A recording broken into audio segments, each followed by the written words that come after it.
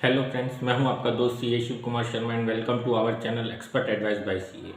आज का जो हमारा टॉपिक है वो है ट्रेडमार्क से रिलेटेड कि ट्रेडमार्क क्या होता है, हम इसको कैसे अप्लाई कर सकते हैं, इसके अप्लाई करने के बाद हमें क्या क्या बेनिफिट्स होते हैं और अगर हम ट्रेडमार्क के लिए अप्लाई नहीं करते हैं तो उसके क्या क्या लॉसेज होते हैं। तो सबसे पहले समझते हैं कि ट्रेडमार्क क्या होता है। ट्रेडमार्क जो होता है वो एक यूनिक सिंबल होता है या लोगो होता है जिससे कि हम अपनी ब्रांड की जो है वो इमेज क्रिएट करते हैं। जैसे कि आपने देखा होगा कि नेस्ले जो है, नेस्ले ने अपना एक लोगो बनाया हुआ है। उसको जब हम जैसे ही उस लोगो को देखते हैं वैसे ही हमें ये समझ आ जाता है कि ये नेस्ले का प्रोडक्ट है। तो इसी तरीके से जो है अगर हमें अपने बिजनेस के अंदर अपने प्रोडक्ट की अगर हमें ब्रांड बनाना है तो उसके लिए हमें ट्रेडमार्क के लिए अप्लाई करना होता है। ट्रेडमार्क के लिए अप्लाई करना क्या मैंडेटरी होता है? देखिए, होता क्या है कि ट्रेडमार्क के लिए अप्लाई करना मैंडेटरी नहीं होता, लेकिन उसके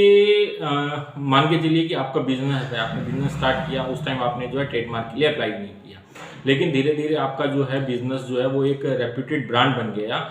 तो उससे क्या होगा कि अगर आपने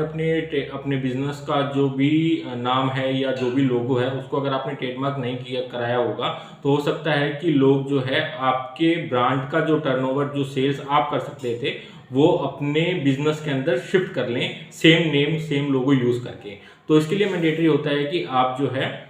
अपनी एक ब्रांड की इमेज, एक आइडेंटिटी सेपरेट क्रिएट करें जिससे कि आप जो है जो सेल्स आपकी हो सकती थी, जो रेवेन्यू आप जनरेट कर सकते थे, वो शिफ्ट होकर किसी और के पास ना चला जाए। क्योंकि होता क्या है कि अगर आपने अपने नाम का, अपने ब्रांड का ट्रेडमार्क कराया होता है तो उससे क्या होता है कि दूसरा बंदा जो है उसको यूज नहीं कर पाता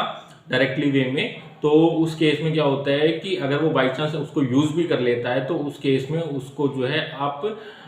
उसके अगेंस्ट जो है एक्शन ले सकते हैं, उनके अगेंस्ट जो है क्रिमिनल प्रोसीडिंग्स स्टार्ट की जा सकती हैं अगर उनके उस यूज़ करने की वजह से आपको जो है लॉस हुआ हो, आपकी ब्रांड की इमेज जो है वो डैमेज हुई हो। तो सबसे पहले चलते हैं कि ट्रेडमार्क के लिए जो है हम किस तरीके से प्रोसीड कर सकते हैं। देखिए, सबसे पहले क्या होता है कि आपको जो है अपना जो भी आप नाम, लोगो, जो भी आप ट्रेडमार्क करवाना चाहते हैं वो आपके पास अवेलेबल होना चाहिए। जब वो आपके पास अवेलेबल होगा तो उसको जो है आपको ट्रेडमार्क की जो रजिस्ट्री है उसके ऊपर सर्च इंजन के थ्रू जो है उसको सर्च करना होता है कि ऑलरेडी उस ट्रेडमार्क को, उस वर्ड को, उस लोगो को किसी ने ऑलरेडी ट्रेडमार्क तो नहीं करवा रखा। क्योंकि अगर आपने ऑलरेडी किसी ने ट्रेडमार्क करवा रखा है और अगर आप सेम चीज़ के लिए अप्लाई करेंगे तो आपकी जो एप्लीकेशन जो है वो रिजेक्ट हो जाएगी। तो सबसे पहले आपको ये इंश्योर करना होता है कि आप जो है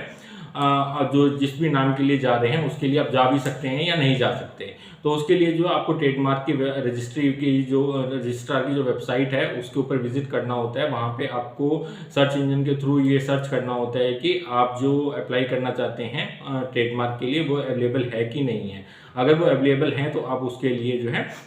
अपनी एप्लीकेशन फाइल कर सकते हैं। तो उसके लिए जो है काफ़ी सारे प्रोसेस होते हैं। मान के चलिए कि आपने वेबसाइट को विजिट किया, उसके अंदर बेसिक सर्च लगा दिया, बेसिक सर्च के बाद भी जो है उसकी कैटेगरी के वाइज के हिसाब से उसका सर्च इंजन में हमें कैटेगरी सर्च करनी होती है। तो ये प्रोसेस अगर आप खुद कंप्लीट करना चाहें तो खुद भी कर सकते हैं। आप अगर किसी प्रोफेशनल की जो ट्रेडमार्क के अंदर डील करते हैं उनकी हेल्प लेना चाहें तो आप उनकी हेल्प लेके भी जो है अपने ट्रेडमार्क को एप्लीकेशन के लिए जो है उसको सर्च का जो प्रोसेस होता है उसको कंप्लीट कर सकते हैं। उनके थ्रू जो है आप अपनी ट्रेडमार्क की एप्लीकेशन जो है वो फाइल कर सकते हैं।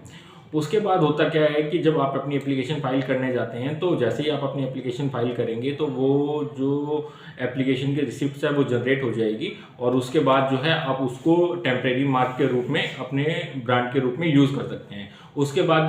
जो ऑथराइज ऑफिसर होगा ट्रेडमार्क की तरफ से वो उनको उस आपकी एप्लीकेशन को वैलिडेट करके देखेगा कि ऑलरेडी ये किसी को जो है अलॉटेड तो नहीं है, कहीं पे किसी तरीके का इंफ्रिंजमेंट तो नहीं हो रहा। अगर आपको एप्लीकेशन अलॉट कर दी जाती है तो इस तरीके से जो भी उनका क्राइटेरिया होता है उसके थ्रू वो उसको वैलिडेट करते हैं डिटेल को, और अगर उन चीज़ों से वो सेटिस्फाई होते हैं तो आपकी एप्लीकेशन को जो है वो अप्रूव कर दिया जाता है। अगर कोई ऑब्जेक्शन होती है तो उसमें ऑब्जेक्शन रेज कर दी जाती है और आपको जो है उसका रिप्लाई देना होता है। उसके बाद क्वेश्चन ये उठता है कि हमने जो है अगर ट्रेडमार्क अप्लाई करने का प्लान कर रहे हैं तो उसके बाद हमें क्या क्या बेनिफिट्स हो सकते हैं अगर हमने ट्रेडमार्क के लिए जो है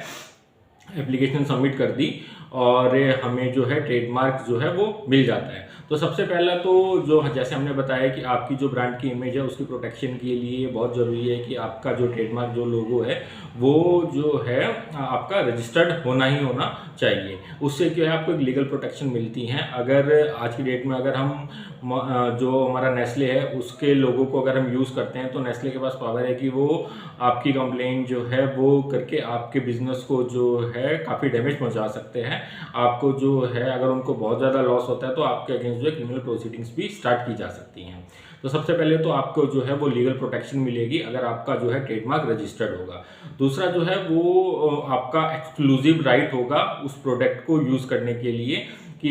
प्रोडक्ट को यूज़ करने के लिए, यानी कि जो ब्रांड आपका जो रजिस्टर हो रहा है वो आप एक्सक्लूसिवली उसको यूज़ कर सकते हैं, दूसरा बंदा जो है उसको कोई यूज़ नहीं कर सकता। दूसरा, जैसे मैंने अभी आपको नेस्ले का एग्जांपल दिया था कि जैसे ही हम नेस्ले के उस लोगो को देखते हैं तो हमें ये पता चल जाता है कि ये प्रोडक्ट जो है वो नेस्ले का है। उसी तरीके से अगर आपका भी अगर ब्रांड क्रिएट हो जाता है तो जब वो मार्केट में अगर उसकी रेपुटेशन अच्छी बन गई तो जैसे ही उस प्रोडक्ट के लोगों को लोग देखेंगे और आपने नया प्रोडक्ट लॉन्च किया, जैसे ही उस लोगों को देखेंगे तो वो इजीली इस चीज़ को रिकग्नाइज कर पाएंगे कि ये प्रोडक्ट भी उसी कंपनी का है जिससे कि हम ऑलरेडी कस्टमर हैं। उसके बाद जो है इससे आपकी जो है ब्रांड की इमेज बनती है, वैल्यू बनती है। नया प्रोडक्ट जब आप लेके आते हैं तो उसके अंदर भी आपको काफ़ी बेनिफिट होता है। उसके बाद क्या होता है कि ट्रेडमार्क जो है इनका फॉरेन कंट्रीज़ के साथ भी जो है टाई अप होता है। अगर आपने कोई प्रोडक्ट कोई ट्रेडमार्क इंडिया के अंदर लिया और आप जो है अपने बिजनेस को इंटरनेशनल भी रिकॉग्नाइज करवाना चाह रहे हैं, इंटरनेशनल मार्केट में अपने प्रोडक्ट को लेके जाना चाह रहे हैं, तो वहाँ पे भी जो है आपके इस ट्रेडमार्क का बेनिफिट आपको वहाँ मिलने के चांसेस बहुत ज़्यादा रहते हैं कि दूसरा बंदा जो है वहाँ पे भी आपको आपके प्रोडक्ट को जो है डायरेक्टली आपके लोगों को यूज़ नहीं कर पाएगा। तो इस चीज़ का भी आपको जो है काफ़ी बेनिफिट मिलेगा इंटरनेशनल मार्केट के अंदर भी, अगर ऑलरेडी आपने अपने ट्रेडमार्क को रजिस्टर करवा रखा है, क्योंकि वहाँ पे भी जो है आपके प्रोडक्ट के जो लोगो है उसको कोई दूसरा बंदा यूज़ नहीं कर पाएगा। और